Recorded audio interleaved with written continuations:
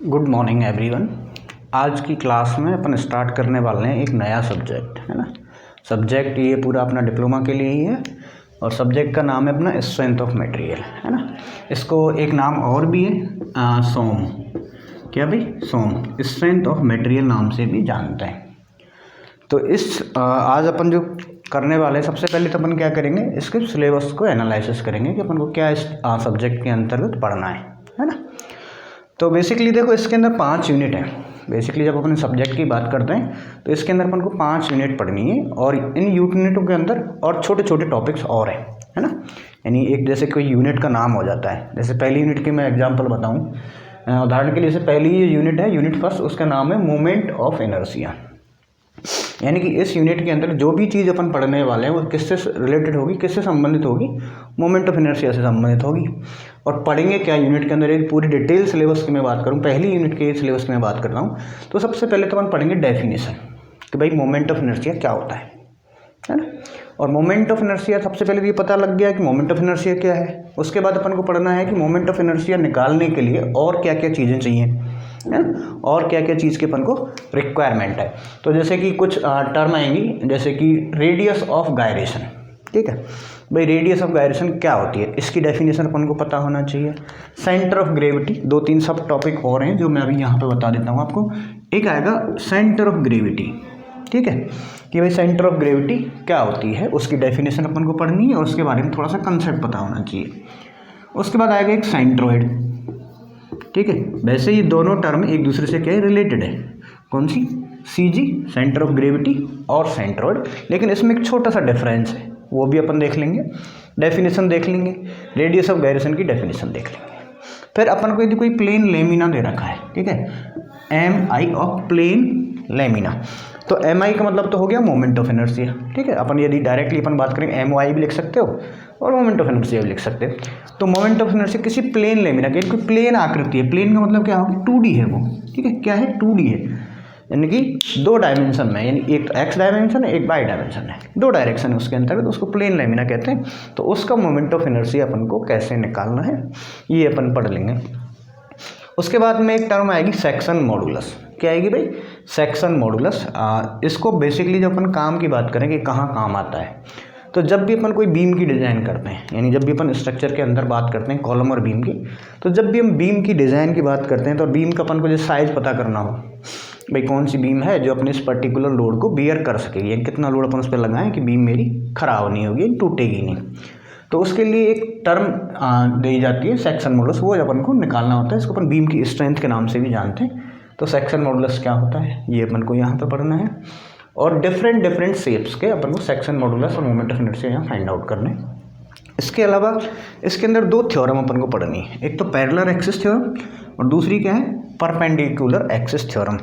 यानी कि दोनों थ्योरम के नाम क्या हो गए, एक तो पैरेलल एक्सिस थ्योरम हो गई और एक परपेंडिकुलर एक्सिस थ्योरम हो गई। अब इसको बेसिकली देखा जाए, जैसे अपन एक कोऑर्डिनेट सिस्टम बनाते हैं, मैं 2D का बनाता हूँ, तो 2D में अपन ने देखा होगा जब भी अपन ग्राफ ड्रॉ करते हैं, जब भी अपन 2D के अंदर ग्राफ ड्रॉ करते हैं तो क्या करते हैं भाई, एक तो अपन एक्स डायरेक्शन मान लेते हैं और एक वाई डायरेक्शन मान लेते हैं। तो यदि इनके रेस्पेक्ट में, यदि किसी पैरेलल लाइन के अकॉर्डिंग, यदि ये लाइन है, ये एक्सिस, और इस कोई पॉइंट के ऊपर कोई शेप है, कोई आकृति है, उसका मोमेंट ऑफ इनर्शिया निकालना है, तो वो क्या हो जाएगा, प्लेन, मतलब पैरेलल हो गया। और वहीं यदि अपन को इसके रेस्पेक्ट में और कोई इस तरह की कोई आकृति है, ठीक है, तो उसके अकॉर्डिंग अपन को निकालना है, तो क्या हो जाएगी अपनी परपेंडिकुलर। परपेंडिकुलर मतलब लंबवत और पैरेलल मतलब समांतर। तो इस एक्सिस के समांतर में निकालूंगा तो क्या हो जाएगी, पैरेलल एक्सिस थ्योरम, और यदि लंबवत निकालूंगा तो क्या हो जाएगी, परपेंडिकुलर एक्सिस थ्योरम हो जाएगी। ठीक है साहब। उसके बाद बहुत सारी शेप हैं, जैसे अपन शेप की बात करते हैं, आकृति की बात करते हैं, तो आकृति कैसी होती है भाई, बेलनाकार हो सकती है, लंबवार आयताकार हो सकती है, वर्गाकार हो सकती है, त्रिभुजाकार हो सकती है, सर्कुलर हो सकती है, गोलाकार हो सकती है ना। तो बहुत सारी क्या होती हैं, शेप होती हैं। उन शेप का अपन को मोमेंट ऑफ इनर्शिया निकालना आना चाहिए। तो जैसे कुछ एग्जांपल मैं बताऊँ, moment of inertia of different shapes, जैसे रेक्टेंगुलर हो गया, ठीक है, अपन ने सेकंड अपन ने स्क्वायर लिख दिया, फिर अपन ने एक ट्राइंगल बना दिया, उसके बाद एक सर्कुलर बना दिया, है ना। सर्कल के बाद अपन बात कर सकते हैं आधा सर्कुलर हो, ठीक है, तो उसको अपन क्या कह देते हैं भाई, सेमी सर्कुलर। उसके बाद ये क्या, क्वार्टर हो, यानी कि 1/4 हो, तो उसको अपन क्या कह देते हैं, क्वाड्रेंटर। ठीक है, क्वाड्रेंटल सर्कुलर हो गया। या फिर अब इन शेप के अंदर क्या कर दूँ, मैं इनको हॉलो कर दूँ, क्या कर दूँ भाई, हॉलो, यानी कि हॉलो रेक्टेंगुलर हो सकता है, हॉलो स्क्वायर हो सकता है, हॉलो ट्राइंगल हो सकता है, पाइप या फिर ट्यूब की अपन बात करते हैं तो वो भी क्या होता है, हॉलो सर्कुलर होता है। तो ये सारी शेप हो गई। इसके अलावा एक अपन ने पढ़ा होगा समलंब समांतर चतुर्भुज। समांतर चतुर्भुज यानी कि जिसकी दोनों भुजा क्या होती हैं, पैरेलल होती हैं, ठीक है, तो उसको समांतर चतुर्भुज। और कोई भी यानी कि जिसकी ओनली एक साइड ही क्या होती है, पैरेलल होती है, यानी ये वाली साइड क्या होती है, पैरेलल होती है, तो इसको अपन कहते हैं ट्रेपेजियम। क्या कहते हैं भाई, ट्रेपेजियम, ठीक है, ट्रेपेजियम है ये, ठीक है। तो इस तरह की कोई आकृति हो तो इन तरह की आकृति जो है उनका अपन को क्या निकालना है, मोमेंट ऑफ इनर्शिया यहाँ पे निकालना है। उसके बाद बात करें, ये तो क्या जैसे देखो इसको मैं बीच में से कट कर रहा हूँ, ऐसे कट किया, ऐसे कट किया, तो बराबर मैंने एक जैसे कट रहे हैं, यानी सेम आकृति के दूसरे पार्ट में कट रहे हैं, तो उसको अपन क्या कह देते हैं, सिमेट्रिकल कह देते हैं। अब कुछ शेप ऐसी होती हैं जो क्या हो, अनसिमेट्रिकल हो। अनसिमेट्रिकल मतलब जो सिमेट्रिकल नहीं है। जैसे अब मैंने ये देखो यहाँ पे कुछ एग्जाम्पल लिखे हुए हैं, जैसे आई सेक्शन। आई सेक्शन मतलब क्या होता है, आपने देखा होगा कि गर्डर वर्डर वगैरह होता है, जो गर्डर होता है वो कैसा होता है, इस तरह का गर्डर होता है। तो ये इंग्लिश के आई लेटर की तरह है, इंग्लिश में आई ऐसे तो बनाते हैं अपन, तो इसकी आकृति जैसा है, तो इसको अपन क्या कहते हैं, आई सेक्शन कहते हैं। अब यदि इसकी दोनों ये क्या है, साइड्स बराबर हैं, तो यदि मैं इसको ऐसे कट करूँगा तो ये सिमेट्रिकल हो जाएगा, है ना। और वहीं यदि इनकी साइज़ क्या हो, अलग अलग हो, जैसे मान लिया कि मैंने ऊपर की जो साइज़ है वो क्या हो, कम हो। अब यदि आप इसको मिड में से कट करोगे तो ये एक जैसा नहीं है, जैसा ऊपर है वैसा नीचे नहीं है, तो इसको मैं क्या कर दूँगा भाई, अनसिमेट्रिकल है। ये क्या है भाई, अनसिमेट्रिकल है। उसी तरह अपन चैनल सेक्शन की बात करते हैं, यानी कि सी सेक्शन भी कह सकते हैं या फिर चैनल सेक्शन भी कह सकते हो। तो अब यदि मैं इस एक्सिस के अकॉर्डिंग काट रहा हूँ तो सिमेट्रिकल दिख रहा है, लेकिन यदि मैं वहीं इस तरह से कट कर दूँ तो क्या हो जाएगा, अनसिमेट्रिकल हो जाएगा। और इसकी साइड्स की अकॉर्डिंग भी हो सकता है कि ये वाली साइड यदि बड़ी हो और छोटी नीचे वाली छोटी हो तो भी क्या हो जाएगा, अनसिमेट्रिकल हो जाएगा। उसी तरह से एंगल सेक्शन या फिर एल सेक्शन भी होता है ना।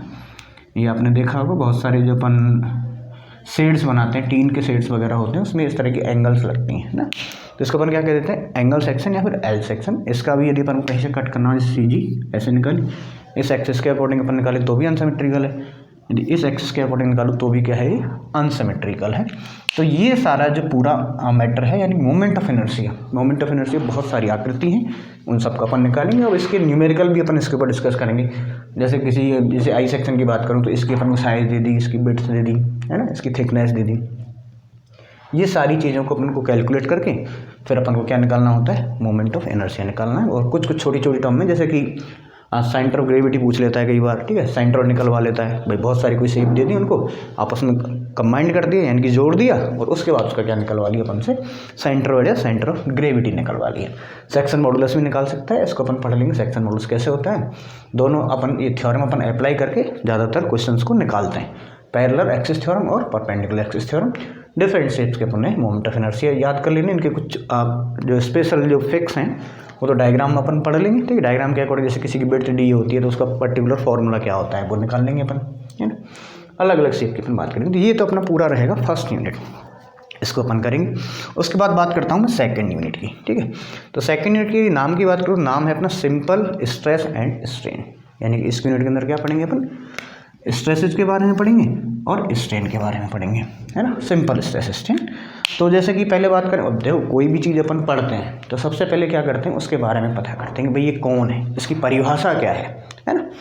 तो स्ट्रेस की परिभाषा क्या है, स्ट्रेन की परिभाषा क्या है, पहला तो यहीं से स्टार्ट हो गया, छोटा क्वेश्चन तो है ना, कि भाई स्ट्रेस क्या होता है और स्ट्रेन क्या होता है। हिंदी की बात करना, स्ट्रेस को प्रतिबल कहते हैं और स्ट्रेन को विकृति कहते हैं, यानी कि आपने कोई वस्तु है या फिर कोई मटेरियल है, उसके ऊपर क्या किया अपन ने, बल लगाया, फोर्स लगाया, तो उसके अंदर कुछ ना कुछ क्या होगा, चेंजेज आएंगे, यानी कि उसके अंदर क्या होगी, कुछ ना कुछ विकृति आएगी। भाई किसी चीज़ को दबाओगे तो दब जाएगी, खींचोगे तो खिंच जाएगी, है ना। तो इस तरह से उसके अंदर क्या आ जाएगी, विकृति आ जाएगी, ठीक है। मैथमेटिकली अपन और पढ़ेंगे स्ट्रेस और स्ट्रेन क्या होता है, एग्जैक्ट टेक्निकल वर्ड में भी अपन पढ़ेंगे स्ट्रेस और स्ट्रेन क्या होता है। उसके बाद मटेरियल की अपन कुछ प्रॉपर्टीज़ के बारे में बात करेंगे, ठीक है। जैसे आपने देखा होगा कोई मटेरियल होता है, जब आप उसको खींचते हैं तो बढ़ जाता है, ठीक है, वापस छोड़ देते हैं तो पुरानी कंडीशन में आ जाता है, तो इसको अपन क्या कह देते हैं, इलास्टिसिटी कहते हैं, ठीक है। इसी तरह की जैसे कोई मटेरियल है उसको अपन तोड़ते हैं तो एक तो क्या सडनली टूट जाता है, जैसे गिलास की बात करते हैं अपन, तो उसमें क्या होता है, कोई भी डिफॉर्मेशन नहीं आता है, यानी कि उसकी लंबाई बढ़ती नहीं है, घटती नहीं है, दबता नहीं, डायरेक्टली टूट जाता है ना। तो ये ब्रिटलनेस प्रॉपर्टी हो गई वो। तो इसी तरह से कुछ प्रॉपर्टीज़ हैं, जैसे इलास्टिसिटी हो गया, प्लास्टिसिटी हो गया, ब्रिटलनेस हो गया, हार्डनेस हो गया, टफनेस हो गया, है ना। इन सबको अपन डिटेल में पढ़ेंगे। अभी मैं सिर्फ आपको नाम बता रहा हूँ, ये सारी चीज़ें अपन पढ़ने वाले हैं। तो ये मटेरियल क्या हो जाएंगी, प्रॉपर्टीज़ हो जाएंगी। फिर इसमें कुछ एक लॉ है, हुक्स लॉ, ठीक है। हुक्स लॉ बेसिकली क्या है कि स्ट्रेस और स्ट्रेन के रिलेशनशिप को दिखाता है कि भाई यदि स्ट्रेस को मैं लगातार बढ़ रहा हूँ तो स्ट्रेन के साथ में क्या रिलेशन है, लगातार वो भी बढ़ता हुआ जाएगा एक पर्टिकुलर पॉइंट के बाद या फिर एक लिमिट के बाद में। तो लिमिट की बात करेंगे, जैसे अपन कोई मटेरियल को तोड़ते हैं तो एक बार अपने कुछ फोर्स लगाया और हटा दिया तो वापस कंडीशन में आ गया। अभी अपने मान लिया कि उससे ज़्यादा फोर्स लगा दिया तो क्या वापस नहीं आया, खिंचा खिंचा रह गया, है ना। या फिर वो एक लिमिट के बाद में टूट गया। तो वो सारी लिमिट भी अपन पढ़ेंगे स्ट्रेस और स्ट्रेन के बारे में। फिर अपन जो टाइप ऑफ स्ट्रेसेस हैं, अब स्ट्रेस देखो अपन फोर्स लगा रहे हैं, क्या लगा रहे हैं अपन, अल्टीमेटली अपन एक फोर्स लगा रहे हैं, यानी कि एक बल लगा रहे हैं। अब बल आप कैसे भी लगा सकते हो भाई, यदि मैं बोर्ड को दबा रहा हूँ तो ये कंप्रेस कर रहा हूँ, यदि मैं इस बोर्ड को पकड़ के खींच रहा हूँ, इसे मार्कर को पकड़ के खींच रहा हूँ तो मैं इसको टेंसाइल स्ट्रेस लगा रहा हूँ, है ना। यदि मैं इसको घुमा रहा हूँ तो वो ये क्या हो गया, टॉर्जन हो गया, ट्विस्ट कर रहा हूँ इसको, है ना। तो इस तरह से बहुत तरह के टाइप ऑफ स्ट्रेसेस अपन पढ़ेंगे कि टेंसाइल स्ट्रेस होता है, कंप्रेसिव स्ट्रेस होता है, शियर स्ट्रेस होता है, बियरिंग स्ट्रेस होता है और टॉर्जनल स्ट्रेस होता है। तो अपन टाइप ऑफ स्ट्रेस के बारे में पढ़ लेंगे। उसके बाद में अपन एक रिलेशन निकालते हैं स्ट्रेस और स्ट्रेन के बीच में, ठीक है। यानी कि अपन ने कैसे कैसे स्ट्रेस की वैल्यू को बढ़ाया, उसके साथ में स्ट्रेन की वैल्यू कैसे इंक्रीज होती है, यानी बढ़ती है, घटती है, या फिर एक समान मैनर के अंतर्गत बढ़ती रहती है, ठीक है, या फिर अचानक से बढ़ रही है, घट रही है। तो उस रिलेशनशिप को अपन क्या है, एक ग्राफ से यानी कि कर्व से डिनोट कर देते हैं, कर्व से दिखा देते हैं, दर्शा देते हैं कि भाई किस तरह से इसके अंतर्गत कोई भी चेंजेस आ रहे हैं। तो उसको अपन क्या कहेंगे, स्ट्रेस स्ट्रेन कर्व। फिर अपन बात करते हैं डिफॉर्मेशन की। यानी डिफॉर्मेशन का मतलब क्या है, जब भी अपन ने कोई लोड लगाया तो उसके अंदर कुछ ना कुछ चेंज आएगा, ठीक है, चाहे तो लंबाई के अंदर चेंज आए, चाहे उसके एरिया के अंतर्गत आए, है ना। तो या फिर उसकी चौड़ाई के अंदर कोई डिफरेंस हो, दब जाएगा, है ना, बढ़ जाए, तो बेसिकली क्या होगा, उसके अंदर कुछ ना कुछ चेंजेस आएंगे।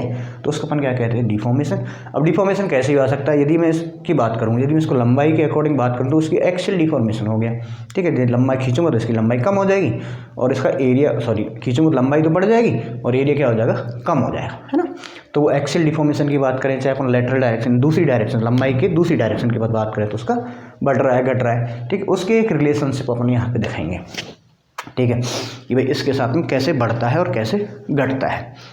नेक्स्ट टॉपिक जो है इसके अंदर वो है concept of thermal stresses. Thermal stresses का मतलब क्या होता है, थर्मल का मतलब होता है तापमान, ठीक है, टेम्परेचर से बना हुआ है थर्मल। तो अपन ने कोई चीज़ का यदि अपन टेम्परेचर बढ़ाते हैं या फिर घटाते हैं, बढ़ाएंगे तो सीधी सी बात है, चीज़ क्या करेगी, फैलेगी, एक्सपेंड करेगी, है ना, बढ़ जाएगी। और वही घटा देंगे तो क्या हो जाएगी, श्रिंक कर जाएगी, क्या कर जाएगी, श्रिंक कर जाएगी। श्रिंक में जैसे अपन बात करते हैं, आपने देखा होगा कि सर्दियों के टाइम में जो इलेक्ट्रिसिटी के जो वायर है वो टाइट हो जाते हैं, क्यों हो जाते हैं, क्योंकि वो श्रिंक कर जाते हैं, टेम्परेचर कम हो जाता है। वहीं गर्मियों में क्या लूज हो जाते हैं। अपन पहले फिजिक्स में पढ़ते थे इस तरह के एग्जाम्पल, साइंस में अपन स्टार्ट करते कि बिजली के खंभों के जो तार हैं वो ढीले हो जाते हैं सब गर्मियों के मौसम में और सर्दियों के मौसम में टाइट हो जाते हैं। तो वही कहानी यहाँ मटेरियल के साथ में है, भाई कितना बढ़ रहा है, कितना घट रहा है, तो उसी के अकॉर्डिंग उसके अंदर क्या हो जाएंगे, स्ट्रेसेस जनरेट हो जाएंगे। भाई स्ट्रेस कब लगता है, जब उसको रोक के रखोगे, यदि आपने रोका नहीं तो उसके अंदर स्ट्रेस नहीं होगा, फ्री टू एक्सपेंड हो जाएगा, यानी आराम से बढ़ जाएगा, उसको अपने फ्री छोड़ा हुआ है। उसके बाद अपन बात करेंगे लॉन्गिट्यूडनल और लेटरल स्ट्रेन की, यानी कि जो स्ट्रेन अपन ने स्ट्रेस पढ़ लिया टाइप्स, उसके बाद स्ट्रेन की बात करेंगे, यानी लंबाई के अकॉर्डिंग डायरेक्शन के अंतर्गत या फिर उससे परपेंडिकुलर यानी उसके लंब डायरेक्शन के अंतर्गत कोई चेंजेस हुए हैं तो उसको अपन लेटरल स्ट्रेन कह देंगे। अब इसके अलावा अपन कुछ इलास्टिक कांस्टेंट हैं, यानी कि अपन बेसिकली 4 इलास्टिक कांस्टेंट की बात करते हैं।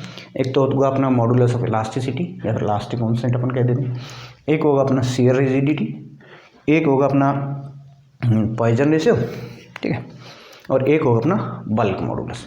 तो ये 4 कांस्टेंट अपन पढ़ने वाले हैं इसके अंतर्गत, इनको अपन कहते हैं इलास्टिक कांस्टेंट। इसके अलावा भी यदि अपन मटेरियल की और डिफरेंट कंडीशन की बात करेंगे तो ये कांस्टेंट की वैल्यू बढ़ जाएगी, ठीक है। लेकिन अभी जो बेसिकली अपने जो सिलेबस के अंदर है वो सिर्फ 4 कांस्टेंट, उनके बारे में अपन को पढ़ना है। और फिर इन कांस्टेंट के बीच में आपस में क्या रिलेशन है, इनके आपस में क्या संबंध है, ठीक है।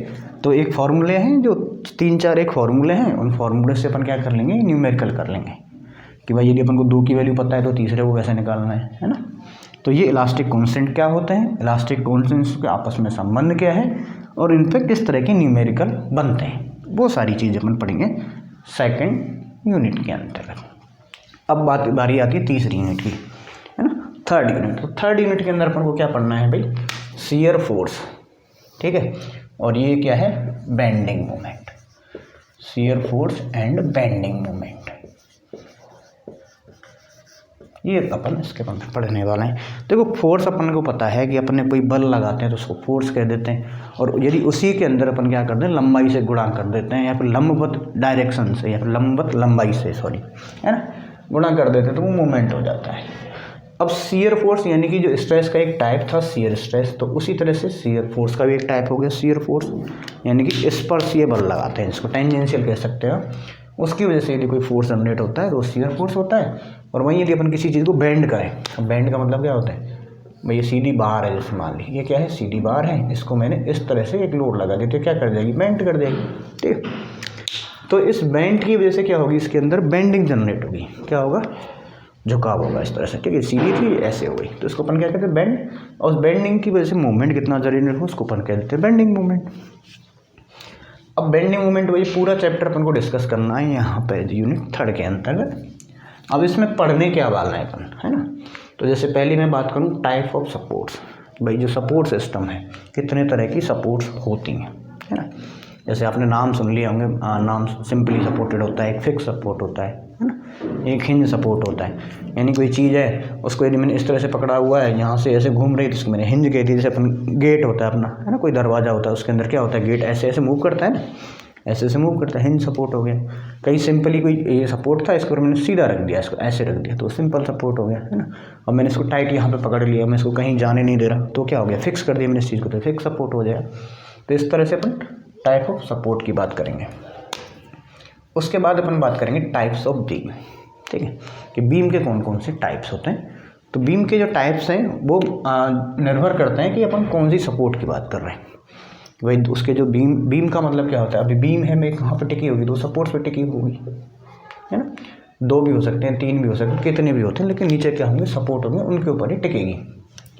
इन सपोर्ट्स के अकॉर्डिंग बीम के टाइप्स होते हैं, simply supported beam, cantilever beam, overhanging beam और फिक्स्ड बीम, ठीक है, ये बीम की पढ़ ली है। फिर अपन बात करेंगे नेक्स्ट टाइप ऑफ लोड्स, यानी कि लोड्स के कितने टाइप होते हैं।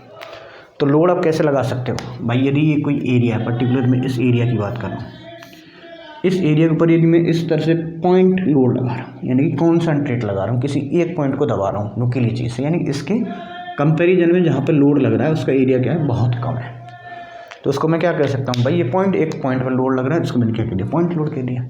भाई मैंने इस पूरे एरिया को इस तरह से दबाया, तो दबाया तो मतलब क्या कर दिया, वितरित कर दिया लोड को, यानी डिस्ट्रीब्यूट कर दिया, तो ये क्या हो जाएगा, विस्तृत लोड, यानी कि यूनिफॉर्मली डिस्ट्रीब्यूटेड लोड। यूनिफॉर्म का मतलब क्या आता है, एक जैसा, यदि समान रूप से यदि मैंने इसके ऊपर लोड लगाया हुआ है तो यूनिफॉर्मली हो जाएगा, और अलग अलग, यानी इस तरफ मैंने ज़्यादा लगा दी, इस तरफ कम लगाया, तो वो क्या हो जाएगा, बेयरिंग, यानी कि यूनिफॉर्मली बेयरिंग लोड, ठीक है।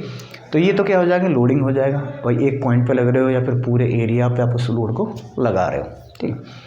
फिर अपन बात करेंगे कि इनका कंसेप्ट क्या है, शियर फोर्स और बेंडिंग मोमेंट का, कि क्या है, बेंडिंग मोमेंट कैसे निकालेंगे अपन। कोई बीम दे दी, चलो मान लिया, उसके ऊपर कोई लोड लगा दिया, अब अपन बेंडिंग मोमेंट और शियर फोर्स कैसे निकालें, और इनके बीच में रिलेशन क्या है, यानी संबंध क्या है। यदि अपन को कोई बीम दे दी और उसके ऊपर कोई लोड लगा दिया, अब बताओ कि लोड तो आपको दे दिया है, अब शियर फोर्स की वैल्यू निकालो। तो आप कैसे निकाल पाओगे, जब तक आपको लोडिंग, शियर फोर्स और बेंडिंग मोमेंट के आपस में संबंध को नहीं पता लगेगा, रिलेशनशिप का पता नहीं लगेगा, तो अपन नहीं निकाल सकते। तो इनके बीच में क्या रिलेशन है वो चीज़ भी अपन को यहाँ से निकालनी, ठीक है। उसके बाद बात करते हैं अपन shear force bending moment of different beam, यानी कि अपन ने कोई बीम निकाल ली और उसका अपने एक एक पॉइंट के ऊपर, जैसे अपन देखा कोई यहाँ से ये पॉइंट की बात करी मैंने, यहाँ इस डिस्टेंस पे निकाल लिया, इस पे निकाल लिया, अलग अलग डिस्टेंस पे अपन ने क्या निकाल लिया, लोड निकाल लिया, शियर फोर्स की वैल्यू निकाल ली, बेंडिंग मोमेंट की डायरेक्शन निकाल ली हर एक पॉइंट के ऊपर।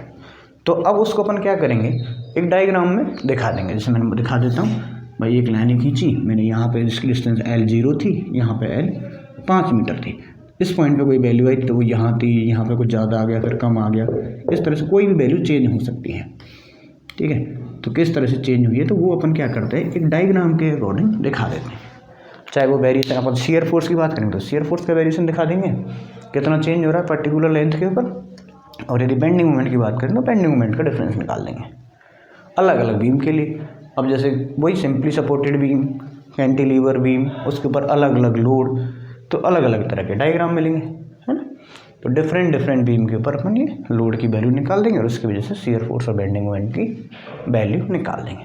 तो ये सारी चीज़ जो अपन कवर करने वाले हैं वो करेंगे तीसरी यूनिट में, है ना। तो अब आते हैं अपन चौथी यूनिट में। चौथी यूनिट, जो यूनिट का नाम बताऊँ मैं, तो यूनिट का नाम है bending and shear stresses in beam. यानी अल्टीमेटली अपन बात किसकी कर रहे हैं, बीम की बात कर रहे हैं।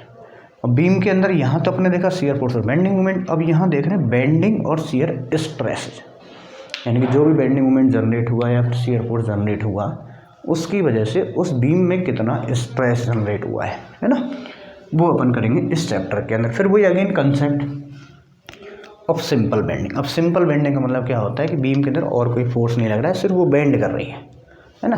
जो भी अपने लोड लगाया उसकी वजह से बीम क्या कर रही है, सिर्फ बेंड कर रही है, तो वो अपन कहते हैं कंसेप्ट ऑफ सिंपल बेंडिंग। अब कोई भी चीज़ है अपन को तो क्या करनी है, अपन को एक आसानी से उसको पढ़ना होता है, आसान वे में उसको पढ़ना होता है, आसान तरीके से पढ़ना होता है। तो अब अपन क्या करके कुछ चीज़ों को मान लेते हैं, भाई मान लेते हैं कि अपन को जैसे बीम का लोड पढ़ना है, उसके ऊपर कोई लोड लगाया है, लेकिन बीम का कुछ ना कुछ लोड होता है, मतलब उसका वजन तो होगा ही ना कुछ। तो अपन क्या मान के चल रहे हैं, जैसे बीम का जो लोड है उसको क्या कर दो, नेगलेक्ट कर दो। तो ये अपन ने क्या किया, मान लिया, तो इसको अपन क्या कह देते हैं, अजम्पशंस, ठीक है। तो जब ये अपने एनालिसिस किया, जब भी साइंटिस्ट ने एनालिसिस किया तो उसने क्या कुछ अजम्पशंस मान ली, कुछ मान लिया कि भाई इन चीज़ों को मैं नेगलेक्ट कर सकता हूँ, है ना। तो उसको अपन क्या कह देते हैं, अजम्पशंस। तो इस थ्योरी को एनालिसिस करते समय, बेंडिंग थ्योरी को एनालिसिस करते समय उसने क्या कुछ अजम्पशंस मान लिए।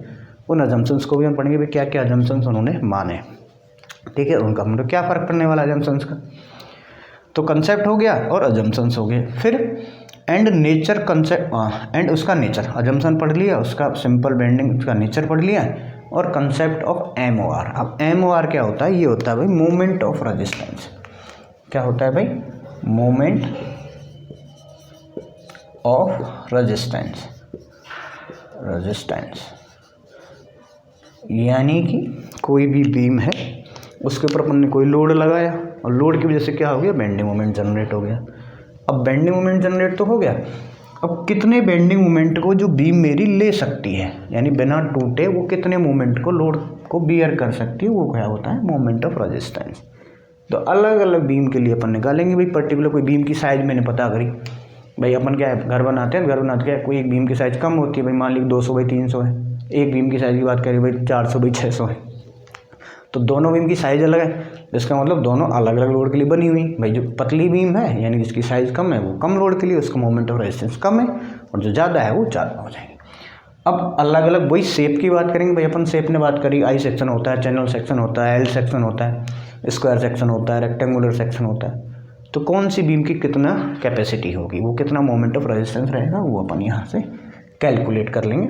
फिर उसके बाद अपन बात करेंगे सिंपल शियर और बेंडिंग स्ट्रेस इक्वेशंस की। भाई इक्वेशंस का मतलब क्या होता है, अपन को जैसे मैंने सिंपल से एग्जांपल बता देता हूँ तुमको कि भाई अपन कर देते हैं कि x+2 = 3, sorry by x+2 = by, यानी कि अब ये क्या एक इक्वेशन है, यदि आप x की वैल्यू 1 रखोगे तो y की वैल्यू 3 आ जाएगी, 2 रखोगे तो 4 आ जाएगी। तो उसी तरह से अपन उसकी डिस्टेंस की बात करें, है ना, यानी कोई भी पर्टिकुलर पॉइंट से डिस्टेंस की बात करें, तो भाई इस डिस्टेंस पे जाओगे तो इसकी वैल्यू ये रहेगी, इस डिस्टेंस पे जाओगे तो ये और बढ़ जाएगी। तो उस तरह से अपन क्या करते हैं, एक इक्वेशन ड्रॉ कर लेते हैं, किसकी, बेंडिंग मोमेंट की और शियर स्ट्रेस की। बेंडिंग स्ट्रेस की और शियर स्ट्रेस की अपन क्या कर लेते हैं, एक इक्वेशन बना लेते हैं, और इस इक्वेशन में वैल्यू रखते जाएंगे और उस पॉइंट पे अपन को वैल्यू मिलती चली जाएगी। तो वो क्या हो जाता है, बेंडिंग स्ट्रेस और शियर स्ट्रेस हो जाता है। फिर अगेन वही, जब अपन को पता लग गया कि इस तरह से स्ट्रेस अलग अलग पॉइंट पे चेंज हो रहे हैं, अलग अलग चेंज बदलते जा रहे हैं, और उनको मैं क्या कर दूं, एक डायग्राम से दिखा दूं। भाई यदि उनको मैं डायग्राम से दिखा दूं, जैसे मैं बात करूँ ये काफ़ी, जैसे मैं बना दूं सिंपल सा एक एग्जांपल के लिए, ये कोई एक रेक्टेंगुलर बीम है और ये इसका क्या है, सेंटर न्यूट्रल एक्सिस मान लेते हैं, ठीक है। आगे बताएंगे सारी चीज़ें, न्यूट्रल एक्सिस क्या होता है। और मान लिया कि इस पॉइंट पे ये लाइन खींची और यहाँ पे वैल्यू कुछ अलग है, यहाँ पे कुछ अलग है, यहाँ पे कुछ अलग है, यहाँ पे कुछ अलग है, यहाँ पे कुछ अलग है, जैसे ये मान लिया वेरिएशन कुछ इस तरह का गया, है ना। तो ये क्या हो गया, डिस्ट्रीब्यूशन हो गया। भाई इस फाइबर की बात करेंगे यानी तो इतना था, इसकी बात करी तो इतना था, इसकी बात करी तो इतना था, इसकी बात करी तो इतना था। तो इस तरह से आप बेंडिंग स्ट्रेस का और शियर स्ट्रेस का डिस्ट्रीब्यूशन भी बता सकते हो। ये अपन करेंगे आगे क्लासेस के अंदर, डिस्कस करेंगे सारी चीज़ें कि कैसे अपन शियर स्ट्रेस और बेंडिंग स्ट्रेस के वेरिएशन को निकालते हैं, कैसे उसकी इक्वेशन को डेवलप करते हैं, और न्यूमेरिकल्स के अंतर्गत उसकी वैल्यू को कैसे यूज़ करना है, न्यूमेरिकल के अंदर फॉर्मूले को कैसे यूज़ करना है। तो ये सारी चीज़ भी अपन उसके अंतर्गत देखेंगे 4th यूनिट के अंतर्गत। नेक्स्ट अपना आता है यूनिट 5। यूनिट 5 में अपन बात करेंगे कॉलम्स की, ठीक है। तो सबसे पहले तो अपने दिमाग में ये आना चाहिए कि कॉलम क्या होता है ना। तो आपने देखा होगा, जैसे अपन एक एग्जांपल की बात है, घरों में आपने सब चीज़ों देखा है कि पियर या कॉलम होते हैं, है ना, जिसके ऊपर बीम टिकी रहती है, जिसके ऊपर छत टिकी रहती है, उसको अपन कॉलम कह देते हैं। तो ये तो सिर्फ नॉर्मल लोगों के लिए हो गया। अब आप पढ़ रहे हो पर्टिकुलर सब्जेक्ट में आए सिविल इंजीनियरिंग में, तो आपको कुछ एक्स्ट्रा पता होना चाहिए, यानी कि टेक्निकली भी पता होना चाहिए। तो कॉलम एक ऐसा मेंबर होता है जिसके ऊपर क्या होता है, कंप्रेशन फोर्स लगता है, यानी उसको ऊपर नीचे से दबाते हैं तो वो कंप्रेस मेंबर। तो बेसिकली अपन ने पहले तो पता लगा कि कंप्रेशन मेंबर क्या होता है ना। अब कंप्रेशन मेंबर इस कॉलम में, अब कॉलम क्या होता है देखे होगा आपने, तो बहुत लंबे लंबे कॉलम होते हैं, छोटे छोटे कॉलम होते हैं, यानी कि शॉर्ट कॉलम और लॉन्ग कॉलम। अब कोई छोटा कॉलम है, ठीक है, अब शॉर्ट कॉलम की मैं बात करूँ तो उनका बेसिकली वो डिपेंड करता है, यानी किसके ऊपर निर्भर करेगा, एक तो उसकी साइज़ और उसकी लंबाई और साइज़ के रेस्पेक्ट में अपन कॉलम को बताते हैं कि ये शॉर्ट कॉलम है या लॉन्ग कॉलम है। भाई अपन ने पता लगा कि एक 5 फुट का कॉलम है, 5 फीट का एक कॉलम है और वो बहुत ज़्यादा चौड़ा है, ठीक है, तो वो तो किस में आ जाएगा, शॉर्ट कॉलम में आ जाएगा। वहीं एक 5 फीट का कॉलम है और वो बहुत क्या पतला है, यानी उसकी डायमीटर कम है, तो वो क्या आ जाएगा, अपन को पतला पतला लंबा लगता है। जैसे अपन बेसिकली अपन एक आदमी की बात करते हैं, यदि कोई एक लड़का है वो बहुत क्या पतला है, ठीक है, तो अपन को उसकी लंबाई क्या लगेगी, ज़्यादा लगेगी, यानी एक तरह से अपन क्या कह देंगे, एक लॉन्ग कॉलम है। और वहीं एक मोटा बंदा है लेकिन उसकी भी हाइट अच्छी है, लेकिन उसकी चौड़ाई उसकी हाइट दोनों यदि बराबर है तो अपन क्या कह सकते हैं कि भाई इसकी हाइट कम है, शॉर्ट दिखेगा अपन, तो शॉर्ट कॉलम। तो बेसिकली ये एक टर्म देखी जाती है, टेक्निकल एक वर्ड में अपन कहते हैं स्लेंडरनेस रेशियो, ठीक है। तो उसके अकॉर्डिंग अपन कॉलम को अलग अलग क्लासीफाई कर देते हैं, अलग अलग बता देते हैं कि भाई ये शॉर्ट कॉलम है, ये लॉन्ग कॉलम है, और यदि इनके बीच में रह गया तो उसको क्या कह देते हैं, इंटरमीडिएट। बीच वाले को क्या कह देते हैं, इंटरमीडिएट कॉलम, ठीक है। तो ये अपन ने पढ़ लिया। अब एक पढ़ेंगे अपन एंड कंडीशंस, यानी कोई कॉलम होता है तो उसके एंड कंडीशन, यानी ऊपर का नीचे का एंड कैसा है, एंड कंडीशन क्या है, दोनों फ्री हैं, ठीक है, दोनों फ्री तो हो नहीं सकते, एक फ्री है एक फिक्स है, दोनों हिंज हैं एक फिक्स है, इस तरह से एक डिफरेंट कंडीशन आएगी। उसके अकॉर्डिंग एक इफेक्टिव लेंथ की अपन कैलकुलेशन भी करते हैं, है ना, ये भी कहानी हो जाएगी। उसके बाद में अपन 2 थ्योरीज पढ़ेंगे, एक तो आयलर्स थ्योरी पढ़ेंगे। आयलर्स थ्योरी में अपन पढ़ेंगे सबसे पहले तो उसके अजम्पशंस, उसका फॉर्मूला। भाई आयलर्स थ्योरी ने बताया कि कॉलम कैसे फेल होता है। जैसे कि अब देखो कोई लंबी चीज़ है, ठीक है, लंबा है कोई कॉलम, कोई लॉन्ग कॉलम है, यदि उसके ऊपर अपन ने कोई लोड लगाया तो वो क्या करेगा, टेढ़ा मेढ़ा हो जाएगा। भाई पतली चीज़ क्या होती है, जल्दी मुड़ती है ना, बकल कर जाती है, उसको अपन कहते हैं बकलिंग। वहीं एक छोटी चीज़ है उस पर अपन लोड लगाएं तो बकल तो करेगी, यानी मुड़ेगी तो नहीं, वो सीधी टूट जाएगी, तो उसको अपन क्रशिंग कह देते हैं। तो कौन सा कॉलम तो मेरा बकलिंग में टूटेगा यानी फेल होगा, है ना, और कौन सा मेरा क्रशिंग के अंतर्गत होगा या फिर दोनों के कॉम्बिनेशन से होगा, है ना, वो चीज़ भी अपन को पता करनी पड़ेगी। तो उसके लिए अपन 2 थ्योरीज को एनालाइज करते हैं, उसमें अपन लोड की कैलकुलेशन निकालते हैं कि क्रिपलिंग लोड क्या होता है या फिर क्रशिंग लोड क्या होता है या फिर बकलिंग लोड क्या होता है। उसके लिए अपने फॉर्मूले दिए हैं दोनों ने, एक आयलर ने फॉर्मूला दिया और एक रैनकाइन्स ने दिया हुआ है। पहले अपन आयलर की बात करेंगे। आयलर ने कुछ कमियां थी इसको, इसलिए अजम्पशंस ले लेते हैं, उसकी कुछ लिमिटेशंस थी इस पर्टिकुलर कॉलम के लिए इसने बताई थी। उसके बाद दूसरी साइंटिस्ट आ गए अपने रैनकाइन्स, उन्होंने भी अपनी एक थ्योरी दी और उन्होंने अपने एक फार्मूला दिया जो कि उससे ज़्यादा बेहतर था आयलर से, ठीक है। तो आयलर से दूसरा वाला बेहतर है तो अपन को उसकी कमियाँ पता होनी चाहिए, भाई क्यों बेहतर है ना, उसके अजम्पशन पता होने चाहिए, उसने क्या अजम्पशन ले लिए। तो ये सारा जो टॉपिक है वो अपन कवर करने वाले हैं कॉलम्स के अंतर्गत। और ये 5 यूनिट का मैंने आपको छोटा सा इंट्रोडक्शन दे दिया है कि फर्स्ट यूनिट में अपन क्या पढ़ने वाले हैं, सेकंड यूनिट में क्या पढ़ने वाले हैं, थर्ड यूनिट में क्या पढ़ने वाले हैं, फोर्थ यूनिट में क्या पढ़ने वाले हैं और फिफ्थ यूनिट के अंतर्गत अपन क्या क्या चीज़ें पढ़ने वाले हैं। तो ये तो अपना क्या रहेगा, बेसिक प्लान रहेगा। और यदि मैं बात करूँ नॉर्मली तो 4 से 5 लेक्चर के अंदर अपन इसको कवर कर लेंगे, है ना। उसी तरह से इसके अंदर भी 4 से 5 लेक्चर लगेंगे। मोटा मोटा देखा जाए तो करीब करीब 30-1 घंटे के अंतर्गत अपन इसको क्या कर लेंगे, पूरे सिलेबस को थ्रू आउट, जैसे कि सिलेबस के अंदर आपके दिया हुआ है डिटेल में डिस्कस कर लेंगे। इसके ऊपर न्यूमेरिकल्स भी अपन यहीं पर डिस्कस कर लेंगे, है ना। तो मैं कुछ फार्मूलेज आपको बताता रहूँगा, उन फार्मूलेज को यूज़ करना है। कुछ क्वेश्चन तो अपन यहाँ करेंगे और कुछ क्वेश्चन आपको एज ए होमवर्क में मिल जाएंगे, तो आप उनको प्रैक्टिस कर सकते हैं, है ना। और बाकी इसके नोट्स वगैरह आपको सब प्रोवाइड हो ही जाएंगे। तो ये सारी चीज़ें अपन इस फॉर्म के अंतर्गत मैकेनिक्स ऑफ मटेरियल के अंदर पढ़ने वाले हैं। तो ये तो था बेसिक इंट्रोडक्शन ऑफ सब्जेक्ट, यानी कि इस सब्जेक्ट में क्या है, क्या पढ़ने वाले हैं, है ना।